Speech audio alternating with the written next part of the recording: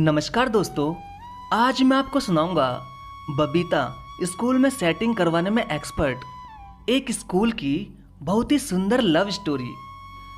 बबीता इतनी रोमांटिक लड़की थी कि पूरा स्कूल उसके ही साथ बेंच पर चिपक कर बैठना चाहता था। बबीता दिमाग की जगह दिल का ही इस्तेमाल करती थी। उसे लड़कों और लड़कियों में ज़्यादा फर्क नजर नहीं आता था। वो कभी किसी से दुश्मनी भी नहीं करती थी। वह बिल्कुल बिंदास लड़की थी।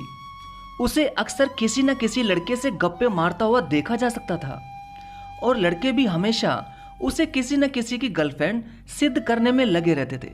अगर कोई बात पूरी क्लास में फैलानी हो तो उस बात को बस बबीता को एक बार पता लग जाए तो वो वह बात हंसते हंसते मास्टर जी को भी बता देती थी। मास्टर जी भी बबीता के चक्कर में इतना बावला हो रखा था कि मजाक मजाक में वो बबीता को कहीं से भी छू लेता था।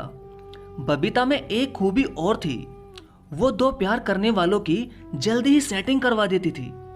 और तो और भरी क्लास में वो उनको किसिंग या हगिंग भी करवाती थी। उसी क्लास में एक रवि नाम का भोला भाला मासूम सा लड़का भी पढ़ता था जो एक ज्योति नाम की लड़की से बेहद प्यार करता था, मगर उसे कहना तो दूर वो उसके सामने खड़ा भी नहीं हो पाता था। ज्योति सुंदर तो बहुत थी मगर बबीता के आगे वो कुछ भी नहीं थी। बबीता तो मल्लिकाओं की रानी लगती थी।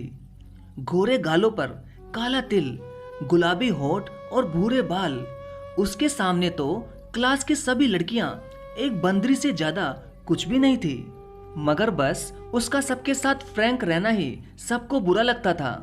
क्लास के सभी लड़कों का मानना था कि बबीता का अफेयर कई लड़कों से है और कभी कभी उसका अफेयर स्कूल के टीचर राकेश वर्मा के साथ भी उड़ता रहता था। मुझे नहीं पता कि इस तरह की बातों को हवा कौन देता था। खैर जो भी हो, बबीता को इन सारी बातों से कोई फर्क नहीं पड़ता था। वह मुझसे भी बहुत सारी बातें किया करती थी, पर वो मेरे लिए एक दोस्त से बढ़कर कुछ भी नहीं थी। लेकिन बबीता रवि से हमेशा पूछती थी कि रवि, क्या तुम्हारी कोई जीएफ नहीं है? तो रवि मुस्कुराकर ना कह देता था।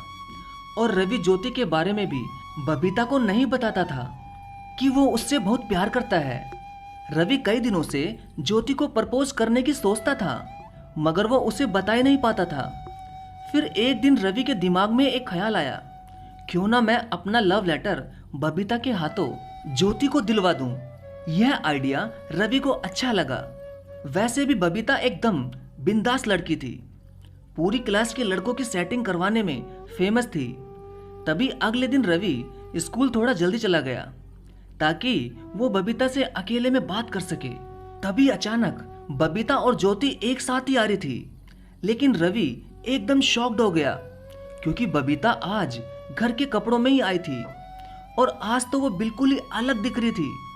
इतना प्यारा सूट, ऊपर से लाल दुपट्टा जो हवा में यहाँ वहां उड़ रहा था। एक तो बबीता इतनी सुंदर, ऊपर से उसका इतना प्यारा दुपट्टा। आज तो वो बिल्कुल ही अलग दिख रही थी और हर किसी से वो हाय हेलो कर रही थी। रवि तो उसका यह रूप देखता ही रह गया। तभी जैसे ही बबीता रवि के पास आई, तब अचानक ही वो रवि के गले लग गई। रवि उससे चिपकते ही सब कुछ भूल गया और उसे एक जोरदार करंट सा लगा। और करंट भी क्यों न लगता, पूरे स्कूल की रानी आज उसकी बाहों में थी। अब रवि थम सा गया था। तभी बबीता ने कहा कि रवि, तुम मेरे बहुत ही अच्छे दोस्त हो, इसलिए मैंने तुमसे एक हग ले लिया, क्योंकि मैं 5 दिनों के लिए राजस्थान जा रही हूँ और मुझे तुम सबकी बहुत याद आएगी। बस थोड़ी ही देर में निकल रही हूँ। लेकिन तभी बबीता ने रवि के हाथों में एक कागज देख लिया और उसने वो कागज उससे ले लिया और हंसती हुई वहां से चली गई। मगर ना जाने क्यों रवि अब वो प्रेम पत्र ज्योति को दिलवाना ही नहीं चाहता था। कहीं शायद उसे बबीता से प्यार तो नहीं हो गया था, उसका एक नया रूप देखकर वो उस पर फिदा तो नहीं हो गया था। अब रवि का ध्यान ज्योति पर था ही नहीं, उसका सारा ध्यान तो बस बबीता की ही तरफ चला गया था। तभी बबीता ने अपनी कार में बैठकर सफर पर जाते हुए रवि का वो लेटर पढ़ लिया, मगर लेटर पढ़ते ही उसकी आंखों में आंसू आ गए क्योंकि बबीता पूरे ही स्कूल में सिर्फ रवि को ही चाहती थी। मगर वो कहते हैं ना कि जो सबका काम करवाता हो पर वो खुद का ही प्यार उसे बता नहीं पाई। लेकिन फिर भी अपने दिल पर पत्थर रखकर उसने ज्योति को उस लव लेटर के बारे में फोन करके बता दिया। लेकिन रवि को कुछ लड़कों ने बताया कि ज्योति का तो 2 लड़कों के साथ शारीरिक संबंध भी हो चुके हैं, इसलिए रवि तुम ज्योति के चक्कर में मत फंसना। मगर ज्योति को जैसे ही बबीता ने रवि के बारे में बताया तो वो उससे प्यार भरी बातें करने लगी। पर रवि तो अब बबीता को मिस कर रहा था। जब से उसने उसे एक नए रूप में देखा तो वो तो उसी का ही दीवाना हो चुका था और अब तो उसका क्लास में भी मन नहीं लग रहा था। पूरा स्कूल ही उसके बिना सुनसान हो चुका था। उधर बबीता खूब रो रही थी क्योंकि वो भी रवि से बेहद प्यार करती थी। अब 5 दिनों के बाद जब बबीता स्कूल आई तो अब वो पूरी तरह से बदल चुकी थी। ना तो वो हंसती थी और ना ही वो किसी से बात करती थी। 2 महीने बाद ही 12वीं क्लास के आखिरी एग्जाम थे और रवि और बबीता अब अलग होने ही वाले थे। बबीता सोच रही थी कि रवि ज्योति को चाहता है और रवि ये सोचकर पछता रहा था कि उसने वो लेटर उसे क्यों दिया।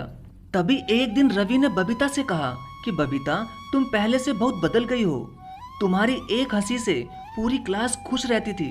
तुम पहले ही ठीक थी बबीता, प्लीज तुम पहले जैसे ही बन जाओ ना। तब बबीता कहती है कि अब मैं किसके लिए हंसूं? जिसको हंसाने के लिए मैं हंसती थी वो ही किसी और का हो चुका है। ये सुनते ही रवि सब समझ गया क्योंकि उस दिन भी बबीता पूरे स्कूल में सिर्फ उससे ही हग लगी थी। तभी रवि कहता है कि बबीता, एक बात बोलूं, क्या आज तुम मेरे साथ साइकिल पर आइसक्रीम खाने चलोगी प्लीज? इस बात पर वो उसे हाँ कह देती है। अब बबीता रवि के आगे साइकिल पर बैठ गई। तभी रवि उससे चिपक कर साइकिल चला रहा था मगर वो उसे कुछ भी नहीं बोल रही थी। फिर वो एक पार्क के पास साइकिल रोक कर कहता है कि प्लीज बबीता, तुम हंसो यार प्लीज। मगर वो नहीं हंसी क्योंकि उसका दिल उदास था। तभी अचानक पार्क के पास ही रवि बबीता के गालों पर हाथ लगाकर कहता है कि अच्छा तुम नहीं हंसोगी ना, तो ठीक है। तभी अचानक रवि कस के बबीता की एक किस ले लेता है और उसे अपने सीने से लगाकर उसे आई लव यू कह देता है।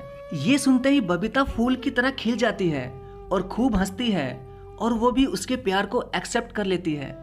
लेकिन वो पूछती है कि तुम तो ज्योति से प्यार करते थे। तब रवि ने कहा कि बबीता, मुझे नहीं पता ये सब कैसे हुआ, मगर अब मुझे सच्चे दिल से बस तुमसे ही प्यार है। और वैसे भी हम कितने सालों से एक पक्के दोस्त भी तो हैं। बस भगवान ने मुझे जैसे भी तुमसे प्यार करवाया उससे मैं बेहद खुश हूँ। और शायद ज्योति के लिए मेरा गलत फैसला था क्योंकि मेरे नसीब में तो तुम लिखी हुई थी। अब बबीता की खुशी का ठिकाना ही नहीं था। वो पहले की ही तरह एक खुश मिजाज वाली लड़की बन चुकी थी क्योंकि उसे अब उसका सच्चा प्यार मिल चुका था।